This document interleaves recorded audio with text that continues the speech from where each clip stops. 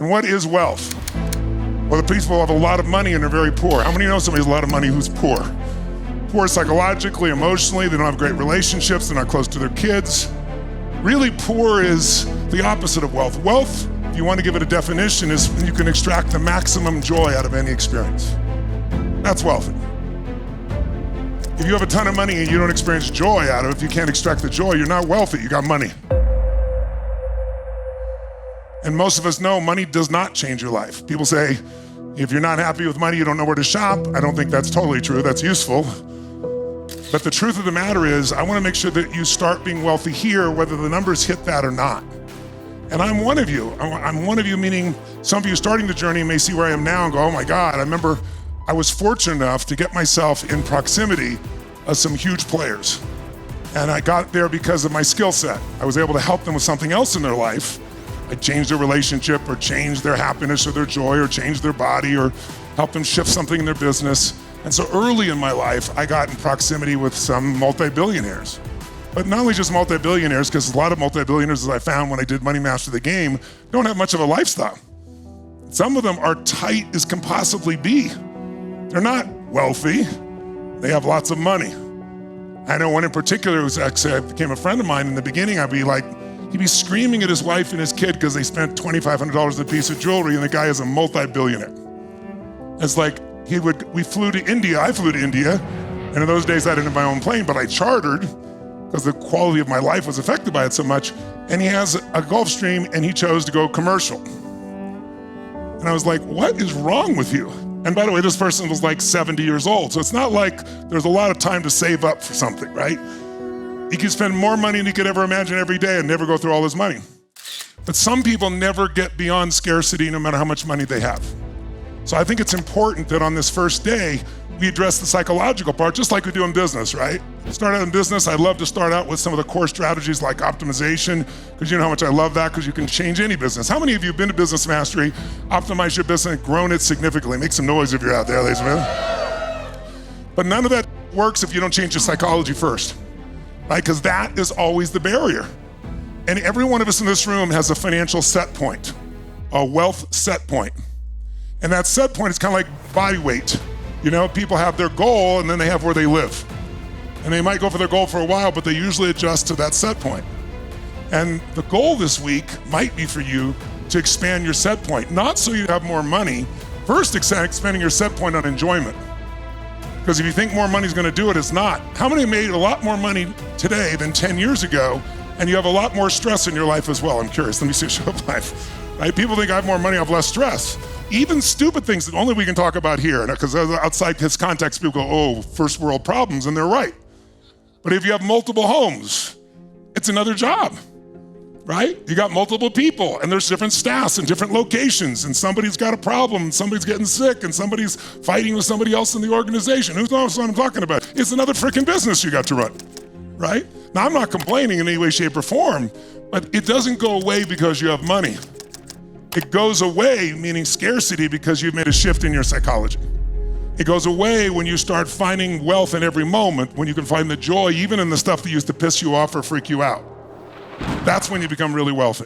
When you're 30 or 35 or 40, you think you know where you are, or you think you're at a certain age, but you have no idea that if most of you in this room are how many are under the age of 40, I should say? How many under the age? Yes. You have no clue. How many are 40 or above? Let's see the room. We kind of split the room here, right? A little more. 40 and on are the highest earning years of your life that will dwarf everything else if you apply the types of things we learned to grow your business and if you invest. It's ridiculous the growth that you can have. But you have to be around the right people. You have to raise your set point if you want to. By the way, the goal is not to have the most money. The goal is to have the most joy with the least amount of money needed. But whatever's going to give you the most joy is it. You're not competing with other people. You're finding what it is that's going to make you feel fulfilled. But the bottom line is, during that time, I remember going to Peter, and he invited me at this one point to go on his yacht. We were going in the Northeast there through all the islands. And these are all people in the movie business. And I'll never forget, at one point, some guys were talking about Peter, and they were saying, like, he made $25 million on that picture. 1 year. It was really a 5-year project, but all I heard was 1 year. $25 million. And at that point, it was like the most people had made in a film as an executive director, producer, I should say. And I remember thinking, I work 20-hour days, never less than 18. I work 6-7 days a week. I love what I do. I'll never make $25 million in a year. Now I make $20 million while I sleep every year. Not counting anything I do actively, to give you an idea.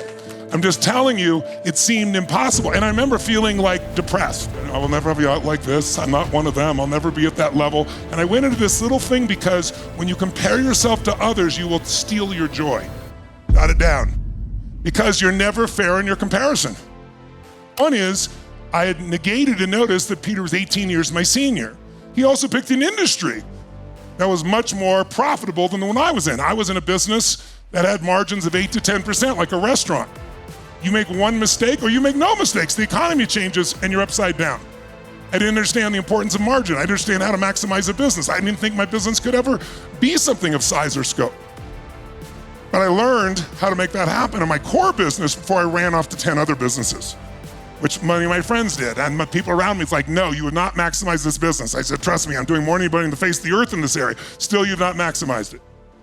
Bottom line is, don't judge yourself by where you are today. It's an unfair judgment. There's also other elements like, are you happy in your relationship?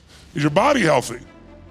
You got all the money, most of you read, how many read Life Force? I'm curious. If you haven't, I hope you will, and I hope you'll apply it. We'll talk some of those principles this week on One Morning as well, because I started the book with a quote. The quote was really simple. A person who's healthy has a million dreams. A person who's not has one. Everything else will go away. So we don't always compare fairly. I want you to know where you are is not what matters. I also want you to know where you want to go is what matters, and that the tools to get there are here.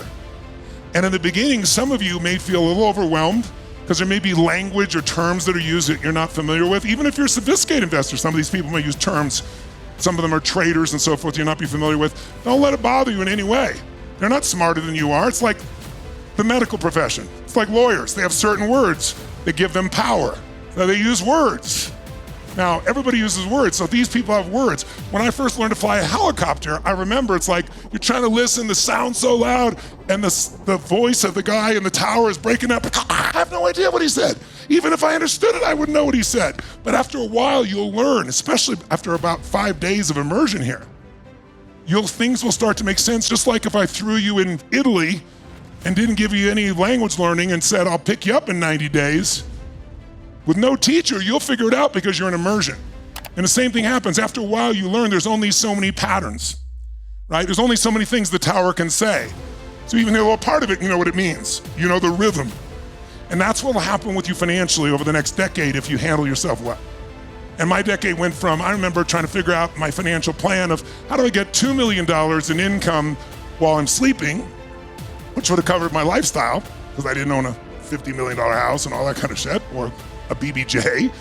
I was chartering planes. And so then it's like it grew from that to 20 million a year while I'm sleeping. And my best years I've made over $100 million, to give you an idea. I've got several years of $100 million, and I got the next 3 years I'll make over $100 million. So there wasn't a lot of role models like, oh, you're in the movie business, there's a dozen or so huge assets people that have built like that area. But I had to see it, I had to find my way. But what did it was getting uncomfortable, but still enjoying my life. Do you find the balance I'm talking about here? This week, you're gonna get uncomfortable. We're in really interesting times.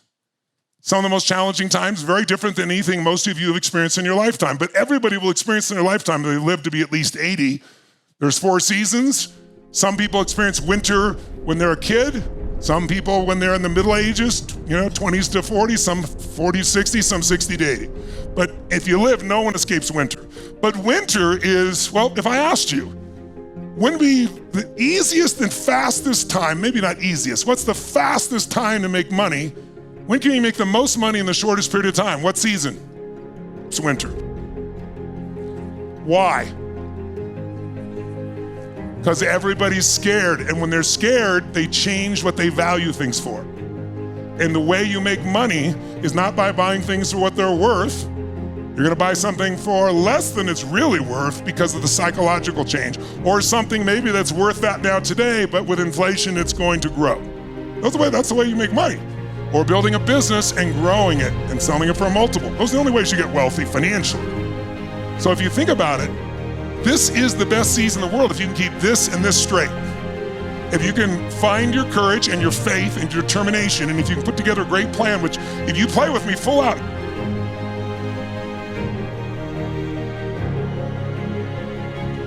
you've got great, sophistication, but you don't have great execution. And the only thing we're paid for is execution. This week, I want you to play like it's brand new, even if you've been here. And there's gonna be plenty that's brand new, because the world's brand new. But we live in a culture today where if you're not careful, you'll be infected by it. Where you think, I remember I had Prime Minister Tony Blair was here one year for us, for this program. Some of you were at the program, and we interviewed him, and we were talking about Brexit. And he said, what's really funny is people come to me all the time, and I'll tell them my point of view about Brexit, and they go, you're totally wrong, and they go on and on and on. And he'd say, well, I was Prime Minister for 8 years, I do have some understanding. But today people think if they've read about flying, they can fly any plane. Like if they've experienced something once and they understand it, they think they know it. That's not how it works. The greatest gift I've got from Jim Rohn was repetition. To understand repetition is the mother of mastery. Repetition is the mother of skill. All skill comes from repetition. And so you hear it once, you start to understand it. What we're gonna share this week is not complex. My job is to make it as simple as I can so it's less complex for you. But you need to hear it and hear it and hear it, because each time you hear it with more emotion, more feeling, you apply another part and another part. Who's ever gone to a movie or read a book you'd read before and you read it another stage of life and it was like a totally different movie or book? Or I don't remember that shit being in the movie, right? It's because you're growing, because there's something new. So every time I make sure I don't say, I know this. When I was doing Money Master the Game, I'd spent 23 years coaching Paul Tudor Jones, one of the 10 most successful financial traders in the history of the world. I've coached him every day for 23 years. He is a genius. He gives me way more credit than I deserve, but I like it. But I've also learned so much from him. So I knew a lot before I went to go interview these people. But I was more than humbled because I went in with a fresh view that as much as I think I know about working with the best guys on earth, there's so many ways to crack this egg, so to speak. And I learned so many distinctions. That was 10 years ago, 2013, when I was in the middle of writing that book. Where I am now versus I was then, because I've applied these tools, is beyond imagination. I'll have $1 billion net worth in the next 36 months, 5 years, if I don't do anything that has a blow up, just my normal asset at their normal growth at about 6 or 7%. And I never focused on money, it wasn't my focus. I changed to make sure I included money as my focus. But I wasn't somebody saying I've got to do this. And being a billionaire will not change my life at all, but it'll be fun. There's only 3,000 of them on the whole planet. So it's like you're a part of a unique club, and it's because I've applied these principles. So I am so excited. Your goal may not to be a billionaire, and it certainly wasn't mine, but I want you to have the greatest quality of life possible. But to do that, we got to take this thing called money and put it in a context where it doesn't add stress to your life, and where you feel a sense of skill and understanding and optimism that even if all hell breaks loose, things go up and down. It's not a straight line. If you think it's a straight line to what you want to achieve, you've not been in business. If you go to nature, show me a straight line in nature. You won't find it. If you find it, a human built it. That's not how things grow. How do they grow? They grow up and they come down a little bit like a stock, right? But if it's successful, the overall arc is up. And over the years, there's a stacking of those effects. So what I really want to get across to you is I don't give a shit where you are. Number one, let's start by being wealthy, because if you can extract as much joy as possible out of every moment from little things, not just the big things, not the astronaut who goes to the moon and they walk on the moon and it's the most unbelievable experience and they come home and they have a ticker tape parade in New York and they shake the president's hand and then what? They thought the way to have adventure is walk on the moon and they did it.